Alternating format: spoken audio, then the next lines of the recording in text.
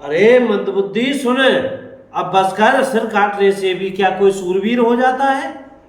इंद्रजाल रचने वाले को वीर नहीं कहा जाता, यद्यपि वह अपने ही हाथों अपना सारा शरीर काट डालता है। जय सिया राम। श्री रामचरितमानस लंका कांड चल रहा है और अंगद जी रावण से कह रहे हैं, क्या कह रहे? अरे मंदबुद्धि समझ कर देख, पतंगे मोहबस आग में जल मरते हैं, गधों के झुंड बोझ लाद कर चलते हैं, पर इस कारण वे सूरवीर नहीं कहलाते।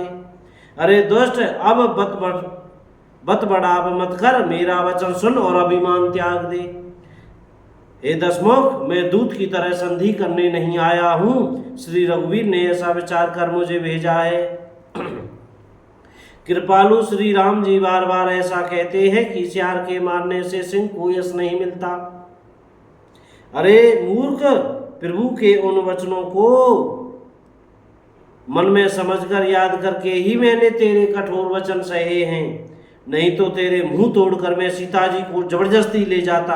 अरे अधम, देवताओं के शत्रु, तेरा बल तो मैंने तभी जान लिया था जब तू सूने में पराई स्त्री को हर लाया। तू राक्षसों का राजा बड़ा अभिमानी है, परंतु मैं तो श्री रघुनाथ जी के सेवक सुग्रीव का दूत, सेवक का भी सेवक हूँ। यदि मैं श्री राम जी के अपमान से न डरूं तो तेरे देखते देखते ऐसा तमाशा करूं कि तुझे जमीन पर पटक कर तेरी सेना का संहार कर तेरे गांव को चौपट नष्ट भ्रष्ट करके, अरे मूर्ख, तेरी युवती स्त्रियों सहित जानकी जी को ले जाऊं। यदि ऐसा करूं तो भी इसमें कोई बड़ाई नहीं है।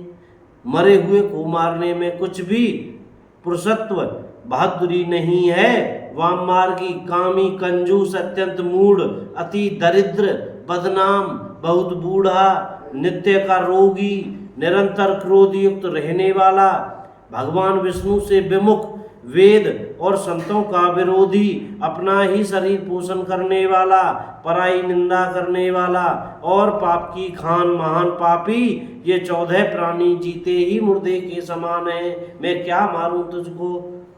अरे दुष्ट, ऐसा विचार कर, मैं तुझे नहीं मारता। अब तू मुझ में क्रोध न पैदा कर, मुझे गुस्सा न दिला। अंगद के वचन सुनकर राक्षस राज रावण दांतों से ओठ काट कर क्रोधित होकर हाथ मलता हुआ बोला, अरे नीच बंदर, अब तू मरना ही चाहता है, इसी से छोटे मुंह बड़ी बात कह रहा है। अरे मूर्ख बंदर, तू जिसके बल पर कड़ुए वचन बक रहा है, उसमें बल, प्रताप, बुद्धि अथवा तेज कुछ भी नहीं है। उसे गुणहीन मानहीन समझकर ही तो पिता ने वनवास दे दिया। उसे एक तो वह उसका दुख, उस पर युवती स्त्री का विरह, और फिर रात दिन मेरा डर बना रहता है। जिसके बल तुझे गर्व है, ऐसे अनेकों मनुष्यों को तो राक्षस रात दिन खाया करते हैं। अरे मूढ़, जिद छोड़कर समझ विचार कर। जब उसने श्री राम जी की निंदा की तब तो कपिश्रेष्ठ अंगद अत्यंत क्रोधित हुए, क्योंकि शास्त्र ऐसा कहते हैं, जो अपने कानों से भगवान विष्णु और शिव की निंदा सुनता है, उसे गोवध के समान पाप होता है। सीताराम। जय सिया राम। बोल हनुमान जी महाराज की जय हो। चमेली वन धाम की जय हो।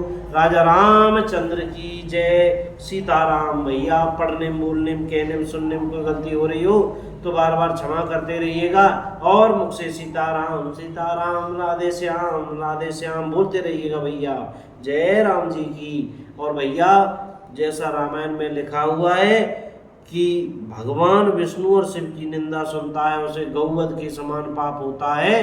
तो कृपया कोशिश करें, कोई भगवान के बारे में कोई निंदा करता है या तो वहाँ से चले जाएं। अगर आपके थोड़ा सा भी आप में सामर्थ्य है तो उसको तुरंत जवाब दें वहीं। जय सिया राम।